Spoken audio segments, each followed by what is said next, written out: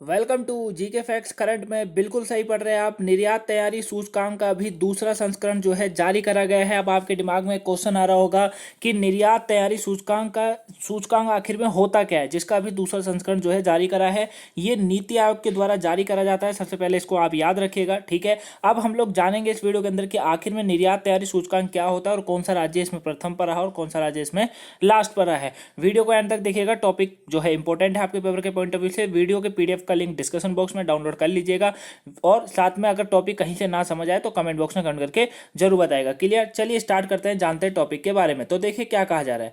निर्यात तैयारी सूचकांक का जो है अभी दूसरा संस्करण जो है नीति आयोग के द्वारा इसको जारी किया गया है और यह रिपोर्ट प्रतिस्पर्धात्मकता संस्थान के सहयोग से जारी की गई थी। ठीक है, याद रखिएगा, दो बातों को याद रखिएगा पूरे इसके यहां पर इस पॉइंट के अंदर कि निर्यात तैयारी सूचकांक का दूसरा संस्करण है जिसे नीति आयोग के द्वारा जारी करा गया है और यह रिपोर्ट जो है ना वो प्रतिस्पर्धात्मकता संस्थान के सहयोग से जारी करी जाती है, यानी कि इंस्टीट्यूट ऑफ कॉम्पिटिटिव के सहयोग से जो है इसको जारी किया गया था। ठीक, ये आपको याद रखना है। चलिए अब हम लोग बात करते हैं कि आखिर में इस सूचकांक के अंदर कौन सा राज्य प्रथम पर रहा है। अभी तक आपका डाउट एक बना हुआ होगा कि आखिर में ये होता क्या है, इसको समझते हैं। देखिए, निर्यात तैयारी सूचकांक 2021 का जो दूसरा संस्करण जारी करा गया है, इसमें गुजरात लगातार दूसरी बार जो है सूची में सबसे ऊपर पहले पायदान के पर कब्जा किया हुआ है। अब अगर आपका थोड़ा सा आईक्यू लेवल अच्छा होगा ना तो यहां पर आप समझ जाएंगे कि निर्यात तैयारी सूचकांक में लगातार गुजरात दूसरे स्थान पर बना हुआ है। गुजरात आपको पता ही है एक्सपोर्ट करने का सबसे अच्छा जो राज्य है वो गुजरात ही है, ठीक है ना। इसलिए लगातार दूसरी बार भी गुजरात जो है इस सूचकांक के अंदर पहले स्थान पर बना हुआ है। जबकि महाराष्ट्र 77.14 के साथ दूसरे स्थान पर है, वहीं तीसरे स्थान पर कर्नाटक राज्य बना हुआ है। ठीक है, तीनों याद रखिएगा अभी आप, ठीक है। अभी मैं आपको टेबल भी दिखा दूंगा। आयोग की रिपोर्ट के अनुसार यह भी कहा जा रहा है कि सूची में शीर्ष 5 स्थानों में तमिलनाडु हरियाणा की जगह दी गई है। ठीक है, यानी कि पहले पर गुजरात हो गया, महाराष्ट्र सेकंड नंबर पर है, उसके बाद थर्ड नंबर पर कौन है, कर्नाटक है, फोर्थ नंबर पर तमिलनाडु, पांचवें पर हरियाणा। ठीक है, जबकि सूची में उत्तर प्रदेश छठे और मध्य प्रदेश सातवें स्थान पर है। इसके बाद पंजाब, आंध्र प्रदेश, तेलंगाना, राजस्थान और दिल्ली का नंबर आता है। ठीक है, वही निर्यात तैयारी सूचकांक राज्यों के उनकी निर्यात क्षमता प्रदर्शन के संदर्भ में उनको तैयारी का आकलन करता है। देखिए, ये वाली लाइन आपके लिए इंपॉर्टेंट बन जाएगी कि ये जो निर्यात तैयारी सूचकांक होता है ये राज्यों की उनकी, यहाँ पे राज्य और केंद्र दोनों आ गए, ठीक है, राज्यों की उनकी निर्यात क्षमता और प्रदर्शन, समझ रहे, निर्यात क्षमता कितनी है और प्रदर्शन के संदर्भ में उनकी तैयारी का आकलन करता है, यानी कि उनको मापता है। क्लियर है ना, यहां तक ये मुख्य बिंदु आपको समझ आए। अब आप टेबल देख लीजिए जरा, ये आप टेबल देख सकते हैं। देखिए, इसमें गुजरात, महाराष्ट्र, कर्नाटक, तमिलनाडु, हरियाणा, उत्तर प्रदेश, मध्य प्रदेश, पंजाब, राजस्थान, दिल्ली और उसके बाद उत्तराखंड का नंबर है। बाकी सारी रैंक आप यहाँ पर देख ही सकते हैं। ठीक है, 2020-21 की दोनों की रैंक यहाँ पर दी हुई है।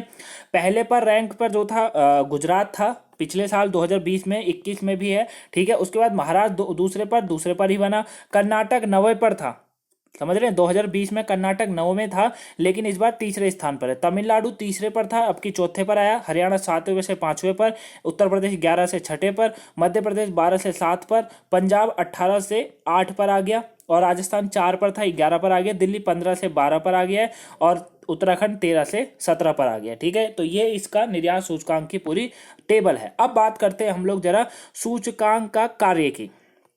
किसकी बात करेंगे, सूचकांक का कार्य। इससे पहले गाइस, अगर अभी तक आपने वीडियो को लाइक नहीं करा है तो वीडियो को लाइक कर दीजिए, चैनल पर नए सब्सक्राइब कर लीजिए और जिन्होंने सुबह की करंट अफेयर की क्लास या फिर वोकेबलरी नहीं देखी है देख लीजिए, आपके पेपर के पॉइंट ऑफ व्यू से इंपॉर्टेंट है। ठीक है, और डेली आपको टाइम पे वीडियो मिलती है तो डेली देखा करो ताकि जो है हमें भी मोटिवेट मिले कि आप देखते हैं या नहीं। ठीक है, देखिए चलिए बात करते हैं सूचकांक का कार्य। तो वीडियो को आप शेयर करिए। सूचकांक का कार्य क्या है, ठीक है। देश के सभी राज्य और केंद्र शासित प्रदेशों को इस सूचकांक द्वारा 4 प्रमुख स्तंभ जो होते हैं ना उस पर स्थान दिया गया है।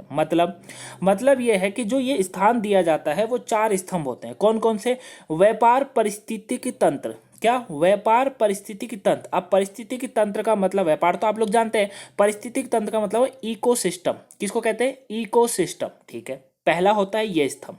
दूसरा है नीति किस तरीके से होती है किसी भी राज्य की या केंद्र की। तीसरा आता है निर्यात प्रदर्शन कितना है।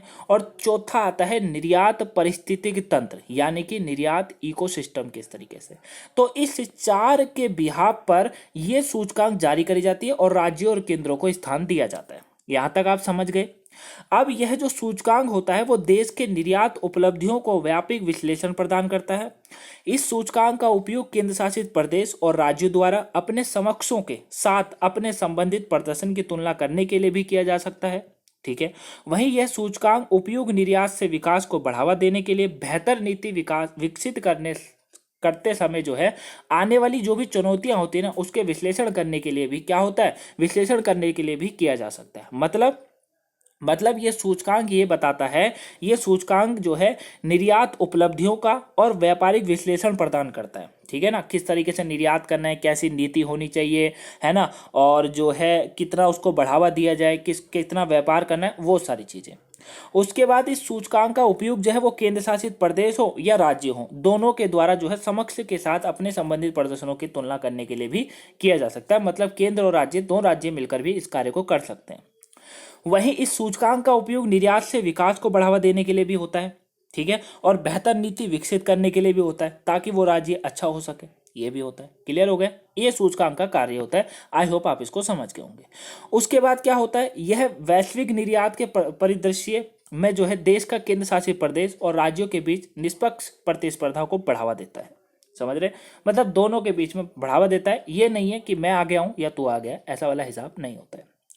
अब इसका थोड़ा सा निष्कर्ष समझ लेते हैं। वहीं इस सूचकांक को जो है लॉन्च इवेंट के दौरान ही निर्यात का निरंतर वृद्धि सुनिश्चित करने के लिए भारत के बुनियादी ढांचे और विनिर्माण पारिस्थितिकी तंत्र को मजबूत करने की आवश्यकता पर भी प्रकाश डाला गया।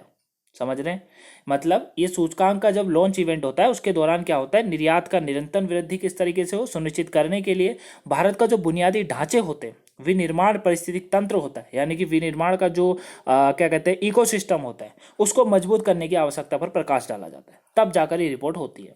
समझ गए। तो आई होप आप ये टॉपिक अच्छे से समझ गए होंगे। एक छोटा टॉपिक था लेकिन इंपॉर्टेंट था। आपको वीडियो पसंद आई नहीं आई प्लीज़ लाइक करके जरूर बता दीजिएगा, और लाइक कर दीजिएगा, शेयर करिएगा, कमेंट बॉक्स में बताइएगा वीडियो पसंद आई है नहीं आई है। ठीक है, कमेंट बॉक्स में कमेंट करके बताइएगा गाइस।